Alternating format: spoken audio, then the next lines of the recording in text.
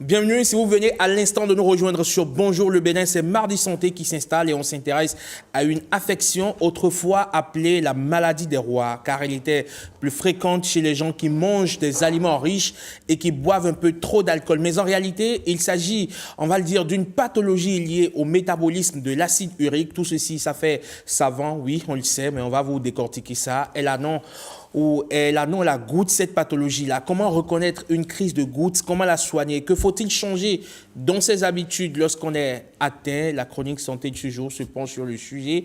Et pour nous aider à comprendre, à élucider la question, j'ai le plaisir d'avoir sur ce plateau Dr Olivia Arwanga. Elle est médecin. Bonjour et bienvenue. Bonjour, monsieur Ahmad. Comment allez-vous? Bien, merci et vous-même. Ça va, merci. C'est un plaisir de vous recevoir sur le plateau de Bonjour le Bénin.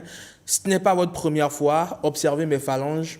Est-ce que j'ai des débuts de gouttes par hasard? Non, pas encore. Pas encore. Enfin, c'est une façon de me dire, allez, attention, ça peut intervenir. C'est cela? Peut-être bien. J'ai la tête de gens qui font la goutte, c'est ça, qui potentiellement peuvent faire la goutte. Il n'y a pas de tête à faire la goutte. Tout dépend du mode de vie. D'accord. Justement, la goutte, parlons-en. Pourquoi autrefois on l'appelait la maladie des rois? Il paraît que c'est ceux qui mangent beaucoup de viande et qui boivent beaucoup d'alcool, qui sont dans les orgies, qui en souffraient. Exactement. Comme vous l'avez expliqué durant l'introduction, historiquement, la goutte était une maladie qu'on observait souvent chez les élites, les notables, les rois, qui avaient un mode de vie assez particulier du fait de leur aisance et de leur statut social. Une alimentation riche en viande, surtout la viande rouge, en fruits de mer, en alcool et en tout autre aliment qui déséquilibrait leur santé. D'où ce nom historique, la maladie des rois. D'accord. Alors, comment est-ce qu'on finit par être atteint de la goutte? Comment est-ce qu'on reconnaît une goutte? Alors, la goutte, c'est une crise douloureuse, une crise inflammatoire très douloureuse. Comment la reconnaître? C'est tout simplement avoir une crise douloureuse, surtout au niveau du gros orteil. C'est une crise qui est tellement intense, tellement insupportable que même la simple sensation d'un drap qui effleure le gros orteil est insupportable. On peut aussi observer dans certains cas une inflammation,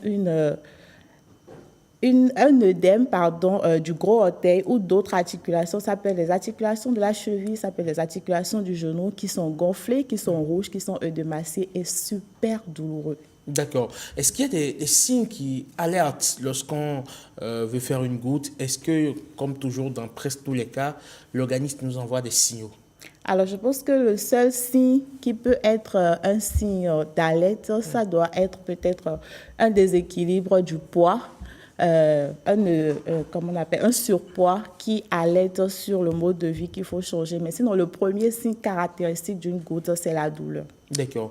Est-ce que des personnes qui ne sont pas en surpoids ne sont pas potentiellement aussi des proies pour la goutte? Bien sûr, parce que en dehors du mode de vie, nous avons aussi certains facteurs génétiques, environnementaux qui peuvent entraîner une augmentation du taux d'acide urique dans le sang et provoquer des crises de gouttes.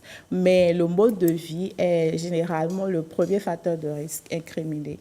D'accord. Alors, est-ce que vous pouvez nous expliquer le mécanisme qu'il y a derrière qui conduit justement à cette pathologie? J'ai parlé tout à l'heure d'une pathologie liée au métabolisme de l'acide urique. L'acide urique, c'est quoi et comment justement cela a un impact sur la santé? Alors, l'acide urique, c'est un sel qui se retrouve dans nos aliments.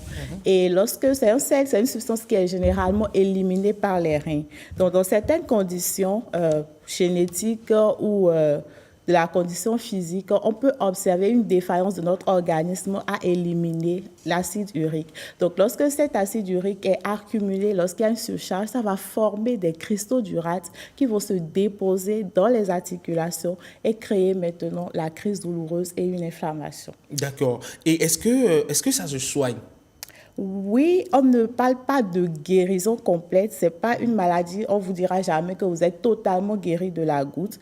Mais il y a un traitement qui permet de limiter, sinon de réduire complètement les crises douloureuses. D'accord. Et est-ce que vous avez connaissance ou des collègues avons eu connaissance de cas de personnes atteintes de goutte au Bénin ici? Bien sûr. Ah oui? Bien sûr. Est-ce qu'on a des chiffres à peu près, c'est que c'est une colle, mais bon, est-ce qu'on a des chiffres à peu près de personnes qui souffrent de la goutte? Parce que moi, personnellement, je n'en ai jamais rencontré. Et pour vous dire vrai, et sans doute il me le confirmera tout à l'heure quand il sera sur le plateau, lorsque vous allez dans certaines régions de notre pays, notamment dans le septentrion, l'alimentation est essentiellement composée de viande rouge, de viande rouge, blanche, tout ce qu'on veut. Et pourtant, ces personnes sont presque tout le temps bien portantes. Oui, mais en fait, quand on parle de facteurs de risque, ce n'est pas pour dire que lorsque vous avez cette condition, vous allez forcément faire la maladie, mais c'est pour dire que cette condition augmente vos chances de présenter la maladie. Alors, parlons de chiffres, je n'ai pas de chiffres, il faut dire que c'est une maladie qui est de plus en plus rare, D'accord. mais il en existe. D'accord. Et à part on va dire, la consommation de la viande rouge, de l'alcool, est-ce qu'il y a d'autres facteurs de risque identifiés? Alors, il faut savoir que l'âge est un facteur de risque, surtout après 40 ans. Le sexe masculin est un facteur de risque parce que chez la femme, nous avons une protection hormonale due aux oestrogènes qui font que les hommes qui en sont moins pourvus vont présenter plus la maladie que les femmes. Et nous avons aussi la ménopause, des conditions cycliques ou hormonales qui vont exposer la femme, comme je l'ai dit tantôt, l'obésité, des maladies chroniques comme l'hypertension artérielle, le diabète, l'insuffisance rénale chronique qui vont en fait réduire ou perturber le métabolisme de l'acide urique. La goutte est-elle une maladie chronique? Je l'ai dit tantôt, c'est une maladie métabolique chronique. C'est d'ailleurs pour ça qu'on ne parlera jamais de guérison complète de la goutte. D'accord. Et le patient qui est atteint de la goutte est donc sous traitement à vie, c'est cela? C'est bien cela. Est-ce qu'il y a des risques d'autres pathologies qui sont tributaires justement de la goutte? Mais non, je l'ai dit tantôt, c'est les maladies comme l'hypertension artérielle, le diabète, l'insuffisance rénale chronique ou toute autre maladie qui peut perturber le métabolisme de l'acide urique qui sont responsables de cela. Et quels sont, on va dire, les signaux lorsqu'une personne commence par sentir, on va dire, au niveau de ses articulations, lorsque son gros orteil effleure le drap, elle commence par avoir mal. Vers quel spécialiste de cette personne doit-elle se diriger? Le rhumatologue. Le rhumatologue. D'accord. Ce n'est pas une prise en charge multisectorielle, c'est direct, tu veux voir le rhumatologue. Non, c'est le rhumatologue qui s'en occupe parce que, comme je l'ai dit, c'est une inflammation, autant pour moi, des articulations. Et c'est le propre des rhumatologues. D'accord. Et que faut-il changer dans son alimentation pour éviter cette pathologie-là? C'est limiter tout d'abord la consommation d'alcool, réduire la consommation des viandes, notamment des viandes rouges ou bien des gibiers, des viandes de brousse. C'est également insérer beaucoup de fibres dans son alimentation et boire beaucoup d'eau. Finalement, c'est classique, hein? C'est ça. Voilà. Il n'y a pas de cause particulière. Enfin, lorsqu'on observe, il n'y a pas de facteur de risque particulier. Non, ça va. On se dit, oui, ce sont les conseils classiques des médecins. 5 fruits et légumes par jour, boire beaucoup d'eau, manger moins gras, moins salé, moins sucré. Enfin, c'est... Oui, parce que c'est les principes d'une santé robuste et pérenne, c'est tout. D'accord.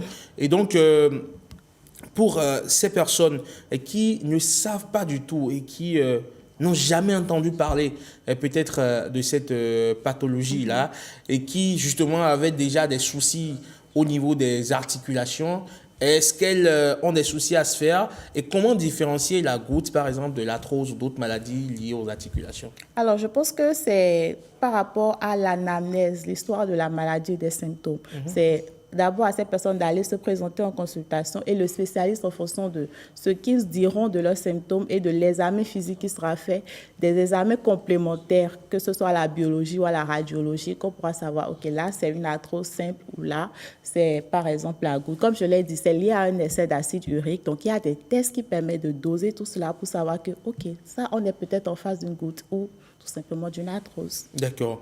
Et puis, est-ce que c'est seulement les articulations du gros orteil et des phalanges que cette pathologie attaque ou c'est toutes les articulations du corps humain? Je l'ai dit tantôt, on peut avoir d'autres articulations en dehors des deux que vous avez citées. Il peut s'agir des articulations du genou, des articulations de la cheville, de toute autre articulation, pourvu qu'il y ait excès d'acide urique ou de dépôt de sel d'urate dans ces articulations. Des conseils pour finir pour les téléspectateurs?